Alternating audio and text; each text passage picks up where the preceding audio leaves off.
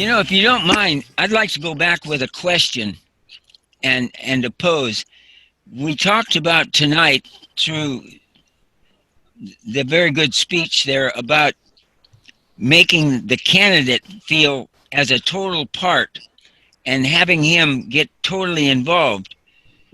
One of the problems that I think I have noticed is the lack of the younger members that we have that have stepped aside because, quote unquote, work and family, and it's that millennium thinking, if you will, that they're not being as involved as we thought maybe they would be. And so one of the problems that I am thinking about right now is, first of all, to get them back in and totally interested, that the younger people then would be able to really produce to the new candidates. Am I not thinking right, or am I missing something? I would ask, just personally, when you say they're not involved, do you mean they're not taking chairs? Do you mean they're not participating in what are they not doing? And I think my guess is that maybe they're not taking a chair or not taking a position. And in my forward of the Enable program, I say that I believe that men join our fraternity looking for more knowledge, more friends, more service, and that unknown more, the things he thinks he wants to know but isn't sure what that is, those hidden mysteries that need to be revealed. And so I think that the education is what especially a lot of the new people are looking for. The younger people, I should say new people, the younger people are looking for is the education. And when they don't get it, then there's no tie for them to be part of the officer corps or to regurgitate. I think leadership can come in the form of line officer membership. It can also come in the form of educating. So once they learn it, just like who was talking about it? I'm sorry, reiterating the lectures and reiterating, I think it was Jim was talking about giving the apron lecture or giving the working tools or having them part of the degrees to regurgitate what they've been part of. Being an officer isn't necessarily leadership. They can be an educator as well. Well, that's one of the things that as I went on to become the master this year, as one of the things that I had in my opening remarks as I took office, and that is I wanted to see the chairs in the lodge with butts in them. We have taken a lodge that had a massive amount of people in it, and it's down to, if you will, retread the people from office to office. We're not getting those people that we thought we were going to have because they, through one excuse or another, and I could give you a myriad of the excuses, but through one excuse or another, they can't attend lodge. And consequently, when you get them to attend lodge, they're very apprehensive about taking a position. So I think one thing that can happen, I think, too, that we sort of have to guard against is a lodge can fall into habits. And I have an example I'll give. So a lot of lodges, once I got elected to this, started sending me notices of what they were doing. And I got a notice, this was maybe a month before the COVID thing, that a brand new Mason was starting a study group at his house.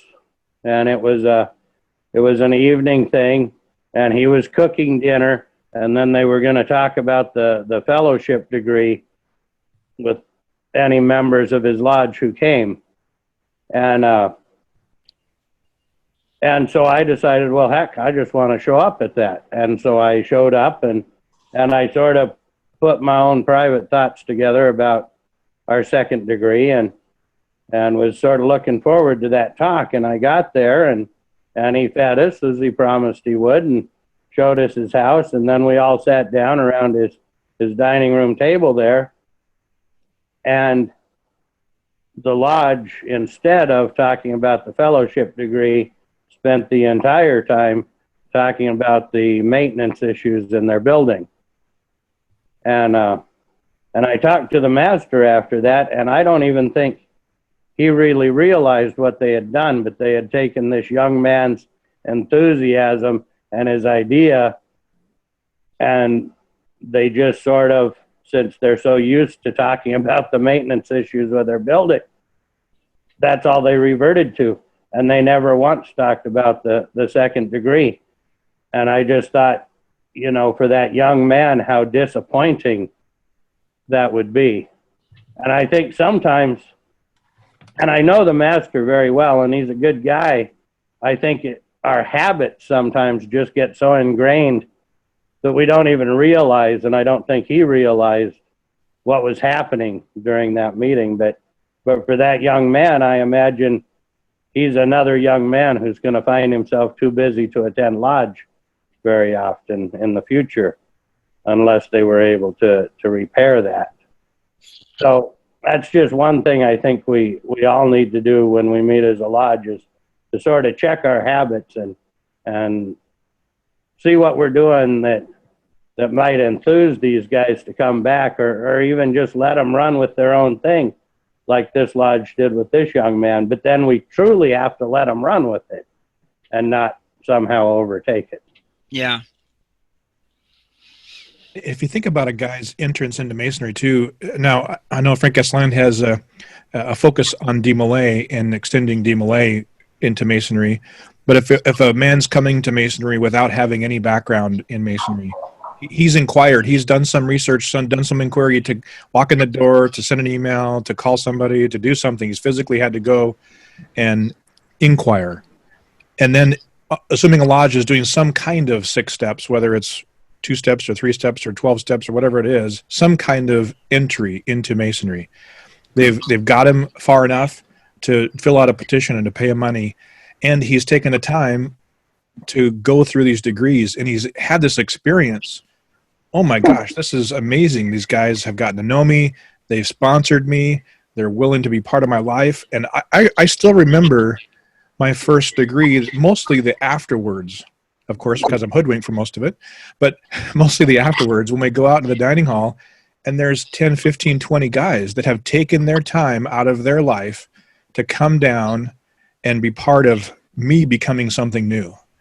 And they did that over and over again. And then the guys were willing to go with me to other meetings and other locations. And guys like Dan were willing to spend Monday nights with me and make sure I had my ritual done. And there's this amazing experience for the first year or so. Mm-hmm. And unless a guy is willing to continue that on his own, which he should be, that's part of what masonry does. But unless he's willing to do that, we kind of say, great, you're a master mason, have fun. Yeah. And assuming he wants to, and he's, you know, where have we helped him become a leader? Where have we helped him become a teacher? Well, I think one of the things that rejuvenated my soul, so to speak, was the as a senior deacon and then junior warden, senior warden, and that was going to the classes that we have, the leadership seminar that we do. I just, the way it was handled, the way it was, the output of it, the information that was given, it just rejuvenated my mind, and it started me thinking again. And I don't know if we could take that idea and put it in the lodges for the lodge to do for the people, for the members, or some kind of I don't want to call it training, but a set of times where we could do the thing about getting together and just sitting down, and as we are now discussing things, to do that and to bring out points and some interesting facts and masonry and so on. I'll give you 2 instances at least. Of course, at a district level, it happens to be at our building in Auburn, but it's not really a King Solomon event. It's a District 13 on the 3rd Monday. which we could do virtually. But on the third Monday, historically, for 10 years, 15 years, whatever, I don't know how long Dan has been going on, but for a long, long time, a proficiency lodge is focused around proficiency lodge management. But if a new guy wants to come down and learn his proficiency and his degree, he can do that. If he wants to have just general Masonic education, he can. I'm going to go ahead. I know we've already had approval from the Grandmaster and from XCOM to provide this enable program, this member development program. And it's not a new program. All I've done is put a fancy red bow around it.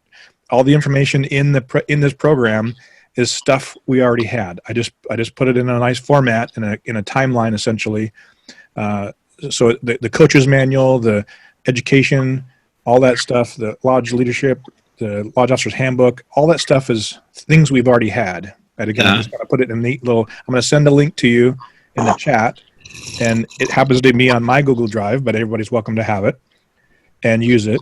And I was going to wait till the hopeful passage of the resolution to really go out and be an evangelist for this. Even though I did get blessing from Grandmaster and from XCOM several months ago, they said, yes, go forth and populate. But I wanted to kind of wait till the resolution came through to have some more weight to it. But we can start this. I would be happy to start this today. I've even been kind of working on the idea of, you'll see, if you open it up, you'll see that there's links in there for audio. I've actually recorded audio messages throughout in the beginning, talking about things. And there's one of the big pieces is the coach's manual, the mentorship packet. The links in there go to Grandview software section. So you'll have to be logged in to access it. But the coach's manual gives you a letter of introduction. Congratulations on being voted to Masonry. It gives you a checklist on how to help a member go through the process of what he should be doing, visiting lodges, visiting degrees. It's a guide. It's a whole guide there. And then the new Can Education program, yes, it needs to be updated and revamped a little bit. There's some information that's out of date. And yes, you can't vote as an apprentice or as a fellow craft. But the general idea of the new Can Education program is good. If we were to sit down and go through that with them, my goal is to have someone like Cameron or someone like Jim or someone like Bill record, or even Dan, whatever, to record a message about here's what you're going to learn in the new Can Education program. And then we're going to do like a book study club. You'll learn that information. You'll come back and we'll answer the questions together, kind of like we used to do in proficiency in lodge management.